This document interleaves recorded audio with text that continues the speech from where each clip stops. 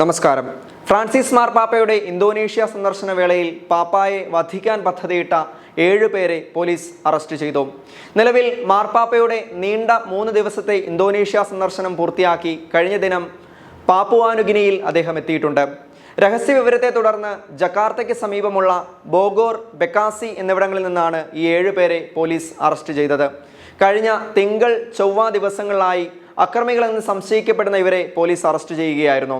അതേസമയം പിടിയിലായ 7 പേരും തമ്മിൽ പരസ്പരം അറിയുമോ, അവർ തമ്മിലുള്ള ആശയവിനിമയങ്ങൾ എപ്രകാരമായിരുന്നു എന്ന സംബന്ധിച്ചുള്ള വിവരങ്ങൾ വ്യക്തമല്ല. പലയിടങ്ങളിൽ നിന്നാണ് ഇവരെ പിടികൂടിയത് എന്നതിനാൽ ഇവരുടെ അടുത്ത നീക്കങ്ങളെ സംബന്ധിച്ചുള്ള രേഖകളൊന്നും തന്നെ ലഭിച്ചിട്ടില്ല. പിടിയിലായവരിൽ ഒരാളുടെ താമസ സ്ഥലത്ത് നിന്നും അമ്പും വില്ലും, ഡ്രോൺ, ഭീകര സംഘടനയായ ഇസ്ലാമിക് സ്റ്റേറ്റിന്റെ ലഘുരേഖകൾ എന്നിവ പോലീസ് കണ്ടെടുത്തു. 7 പേരിൽ ഒരാൾ ഭീകരപ്രവർത്തകനും മുമ്പ് വിരാൻഡോയിൽ നടന്ന ആക്രമണത്തിലെ പ്രതിയുമാണ് എന്നത് ആശങ്കകളെ വർദ്ധിപ്പിക്കുന്നു.